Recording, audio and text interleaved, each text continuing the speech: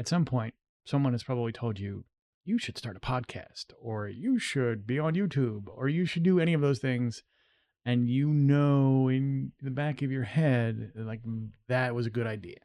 Now, it's a good idea because it helps you build authority, it opens doors, it does all of the things that creating audiences will do for you in your business or your nonprofit or your charity or whatever it is you're doing. It allows you to open doors and create relationships that you couldn't really do any other way. When you invite somebody to be on your podcast, you'll get access and all sorts of things that come up that you wouldn't normally get basically in any other way.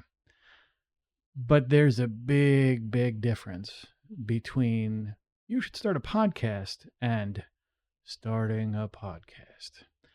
It is, for a lot of folks, just this outrageously difficult thing. And it's not because of the equipment. It's not because of the time. It's because of the head trash. So I want to talk about head trash, what it is, how we're going to overcome it, and working through it and little techniques we can use to not have that be the blocker to you starting the podcast that could change your life. So let's get in to the slide part. Hey, so I want to help you get out of your own way. That's really the mission.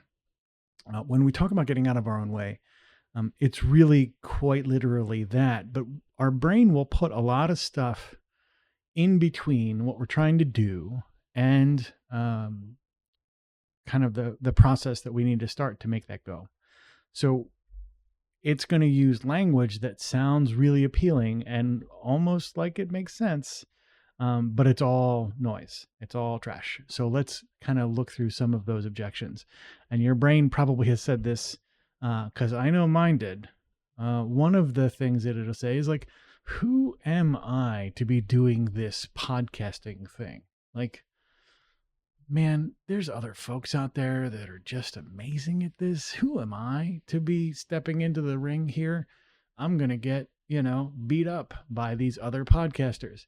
Good news is there's not a consortium of podcasters out there beating up the new guy. In fact, I think it's really one of the more supportive communities out there, but your mileage may vary.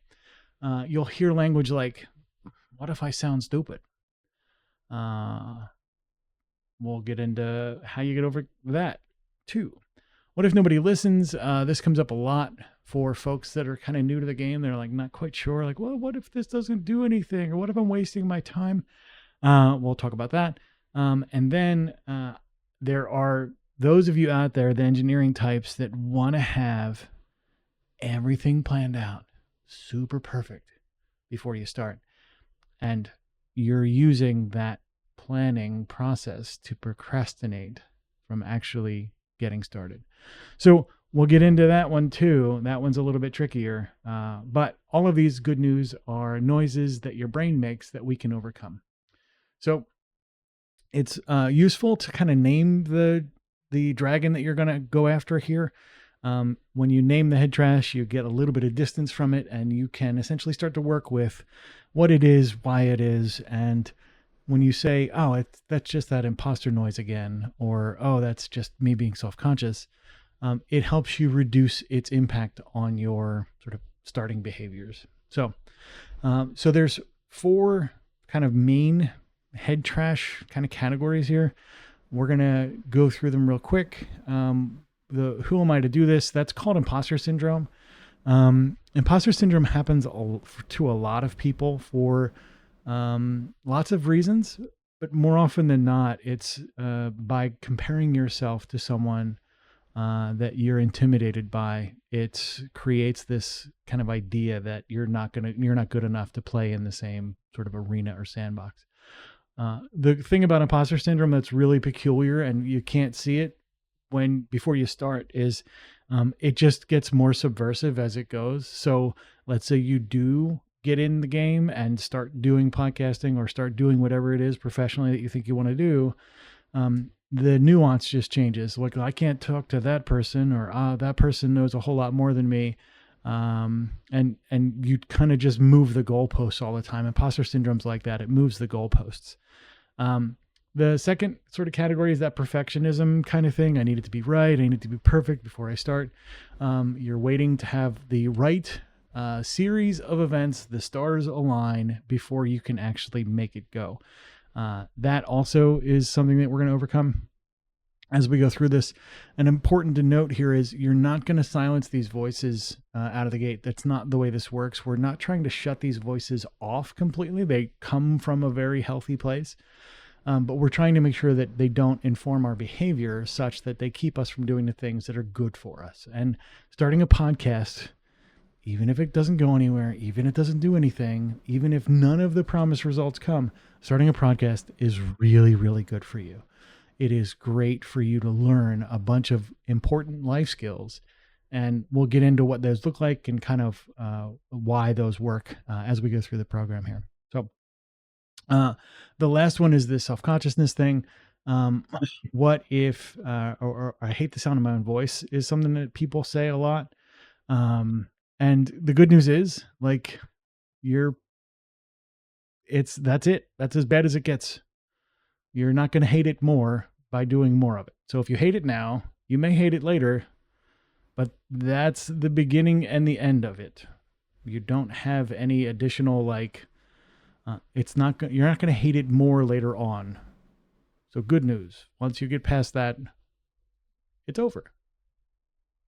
Does that make sense? Anyway, you'll see.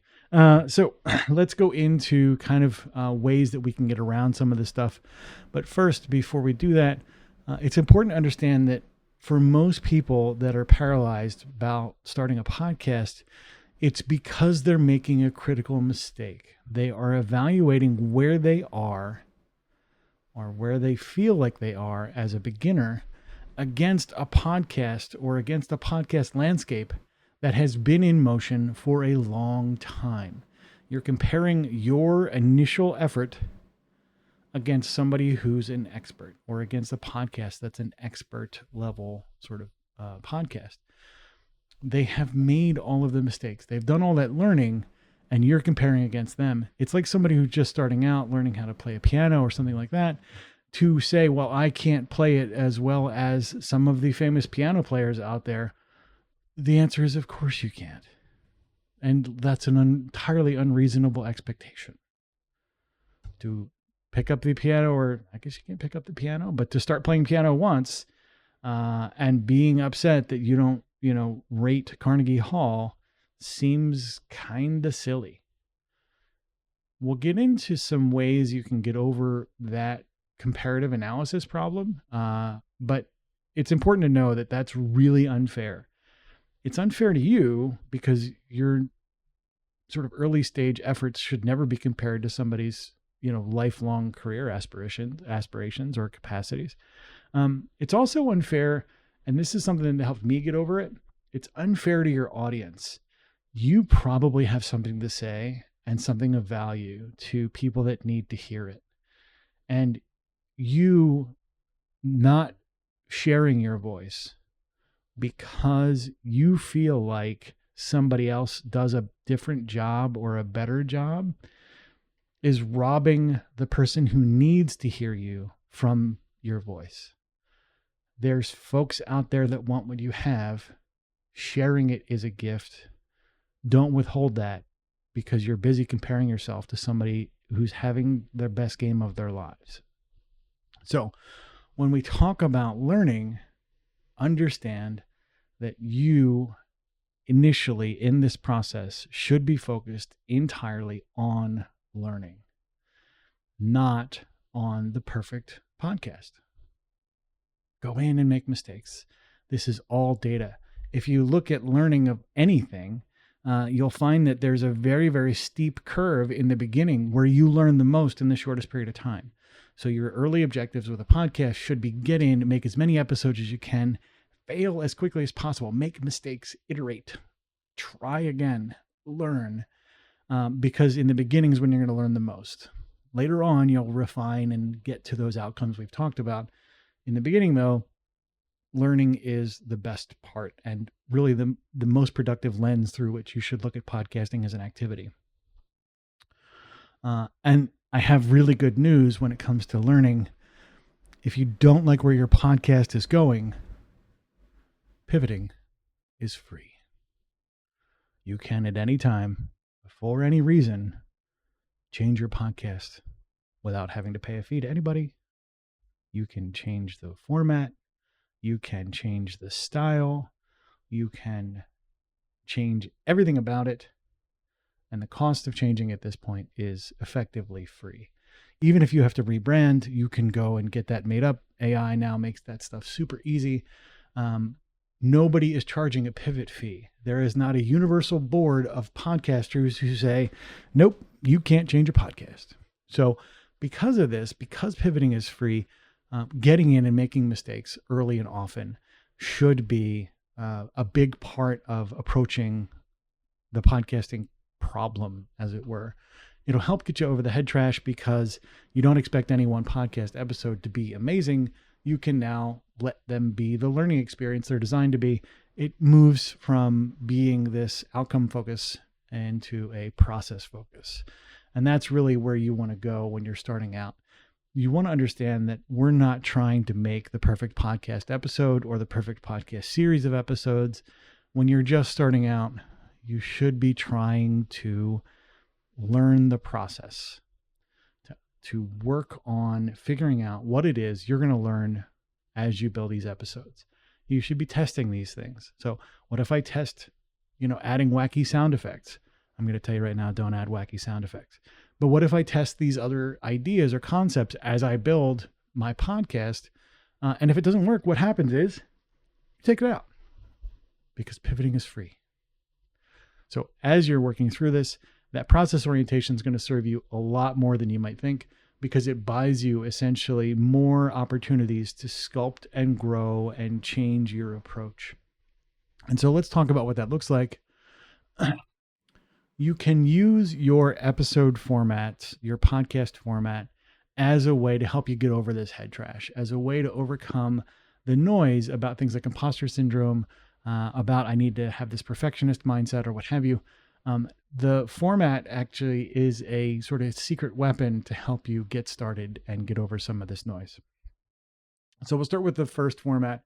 And of course, this is the hardest one. I start with the first one because it's the one that actually really helped me a lot, even though it is the hardest one. I do a podcast that's like a 5-minute a daily show, 5 minutes a day. It actually turned out to be amazing for me developmentally. It's harder because you have to carry the whole thing, but it's really, really good for folks that have a very kind of specific expertise. So if you know something really, really well and really deeply, you can essentially rapidly grow through a bunch of sort of failed attempts at communicating something you already know. And in that way, you get this really hyper accelerated growth to finding your own voice and finding your own way you want to be in the world. In the podcasting conversation, this is like essentially having all of your expertise being able to iterate just as pretty much as fast as you can tolerate.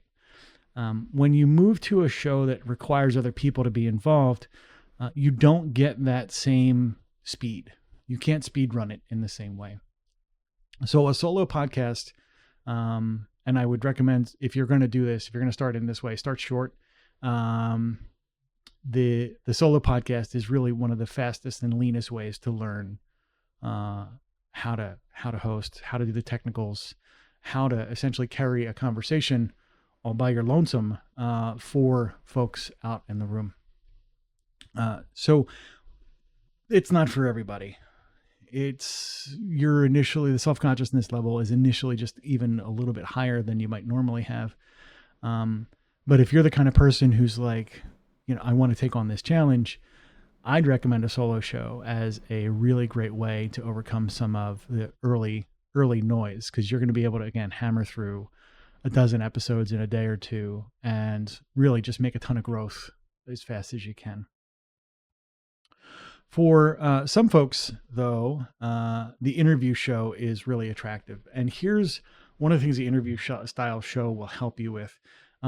With the interview style show, you have cognitive breathing room. You have all of the expertise is effectively going to be delivered by somebody that you're interviewing. You're talking to them in a conversation style. So the hardest skill you have to learn here is how to have a conversation in front of other people, giving them context anchors and cues like that. It's one of the easier approaches, and why it's one of the reasons why it's so popular, because you don't have quite the same level of stage fright and all that other stuff that comes with it.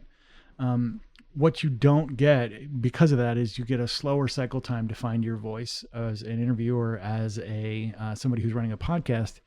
But again, you offload that kind of with an easier on-ramp by essentially having the expert on the show fill in the gaps by having the guests that you're bringing on solve for some of that stuff. So you get all that. You still have to, again, learn some technical stuff, but the technical sort of conversation isn't that sharp, isn't that difficult of a climb.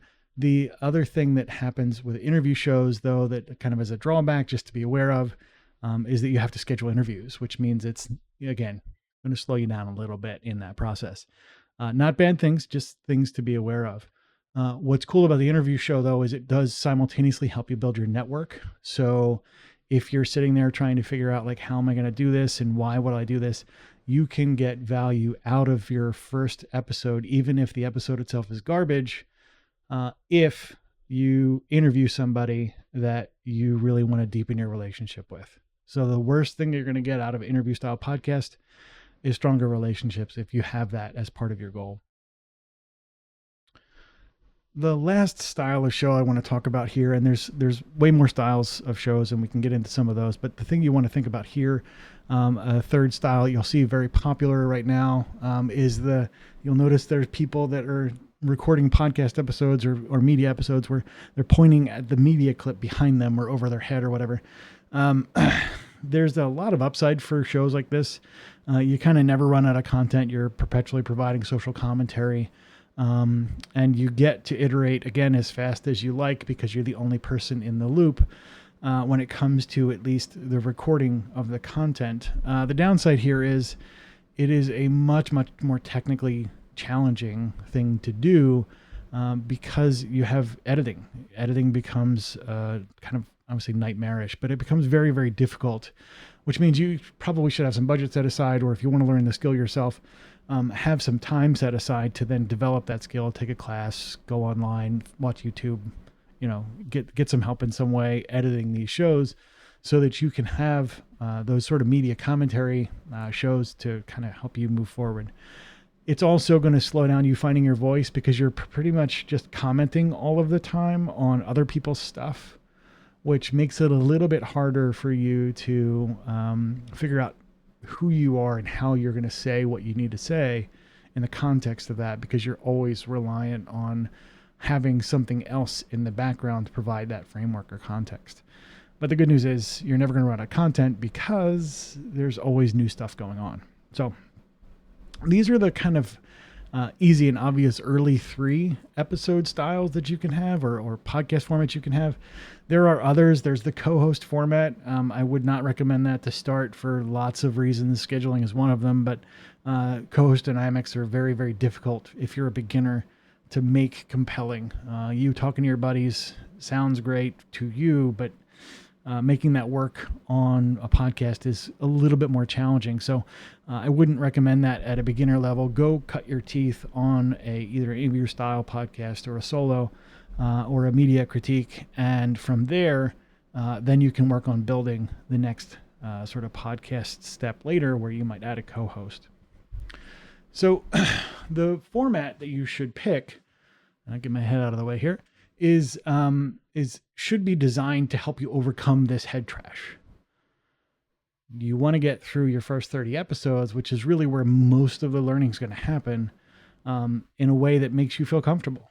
And if you can reduce your barriers to entry here and get started on a podcast, you're going to win by virtue of that process. So look through the format here that makes you feel the most comfortable, that you can kind of take on. It's pretty clear I've got some suggestions, but your mileage may vary. So you better than I do. Find out what's comfortable for you that helps you move forward. I want to be very clear, though. One thing that needs to be said: there is no technical hurdle to podcasting right now. You do not need to have equipment. You do not need to have a studio. You do not need to have a special dedicated space for your podcast. For your first 30 episodes, you can go out in the middle of nowhere in a field and record on your phone, and that's fine. Don't let technical hurdles become the barrier to you starting. Get your first reps in. Don't worry about, is it perfect? Get those reps in. Don't use tech as a crutch or a scapegoat for you reasons why you're not going to get started. Okay. I know folks with a multiple $1,000 studio setup that has never been used. For the same reason, they were using the technical solution problem as a barrier to starting. Well, now they bought this equipment, never used it because they weren't addressing the internal stuff that came with it. This is why the head trash video here that we're shooting is so important. Get out of your way first. You can always add tools on later, add capabilities on later to increase value, but that's better if you have something to start with. So go record stuff.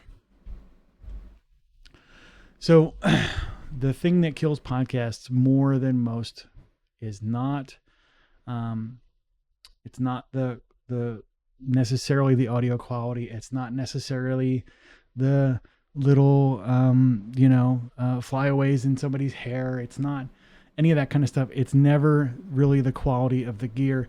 It's the quality of the content. And so I want you to focus early on what you want to say and who you want to say it to.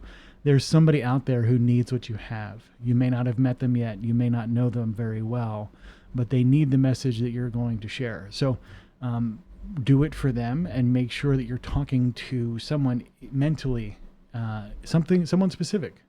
Maybe it's a prior version of yourself. Maybe it's a friend of yours. Maybe it's a client that you don't have yet that really is sitting on the bench waiting for you to say the thing in your podcast. So if you're doing it for them, work on creating content that speaks to people. This isn't a features and benefits conversation. The podcast is not a sales pitch. It should be designed to deliver value to folks that hear it for the first time, regardless of where they are, regardless of what they're doing. So as you work on the content, you'll understand that the gear, good content is going to overcome bad gear every single day of the week. So there are some software tools that help also that will help you get over the hump here. One of those is like Vizard, which is something I use, but there's also Opus Clip and things like that. What's cool about this is you can take a really, really horrible podcast episode, like a recording that you're just like, oh man, this was awful. Put it up on Vizard. It will find the cool bits in it and show it to you. It will also take the cool bits in it and publish them out on socials if you want. But when you're having early confidence issues, it's hard to tell maybe sometimes what part of what you're doing is the good stuff. So a tool like Vizard, they have a free tier that you can start with that essentially will help you. It'll use AI to go out and find the part of what you've recorded and show you the awesome bits. And that's really, really useful, particularly if you're self-conscious. It may not get you over that one thing that we talked about that's never really going to get worse. It may get better, but it's never going to get worse, which is I don't like my own voice. It won't get you over that necessarily, but it will show you in your content essentially what works, what is the standout parts of what you're saying. And a tool like that, there's a bunch of them, is going to be a really good, useful tool as you're iterating as fast as you can through this growth phase when you just start a podcast. So look for tools like that. We'll put some links in the show notes for you. These are great because, again, even a few years ago, there was not tools like this to help you get that kind of feedback loop going. So I want you to also to approach the process itself, a podcasting process, as when we take that process orientation instead of the outcome orientation, podcasting itself changes from something you do in this kind of audition kind of way to much more of an adventure. You are learning skills. You are creating, you're discovering things about other people. You're discovering things in the technical process. You move from this like outcome focus, like I have to get this out of the house by Tuesday, to man, what am I going to learn here? What are the discoveries I can make along the way? You really move to that kind of adventure mode. Um, and that's super useful for anything you're doing, not just podcasting, but understanding that that the magic's happening every time you go through this process. Every time you iterate, every time you make a new episode, you're getting better. You may not always be able to see it. You may not always be conscious, but that adventure kind of mindset here is outrageously productive to help you as you begin to explore things out. The hey, let's try that out is really, a good headspace to be in. I know it's difficult to imagine this, but if you kind of move this out of your head from this anxiety inducing thing into like, let's just have fun with it, you'll find that the entire experience takes on a completely different character, and you might actually love this. I'm convinced you might actually love this. So what I want you to do, if you can, take time, record your first episode, record your first 5 minutes, whatever, and send it to me. Happy to review it and send you back free feedback. Like I said, the podcast community is really pretty positive in terms of support and help. As a podcasting coach, I'm happy to, look at somebody's work and say, hey, these are the things I might do differently. If you do want that, again, it's free. So just send us a link, drop us a YouTube link. It can be private. You don't even have to publish it. And let us know kind of how you got over it and where you think you are. We're happy to give that feedback. So good luck on your quest. Podcasting is one of the most rewarding things you can do. I say podcasting again, it's media creation in general. It's one of the more rewarding things you can do. It's kind of like mentoring and teaching and all that stuff all rolled into one. So send us your work and we'll happily get back to you. Good luck.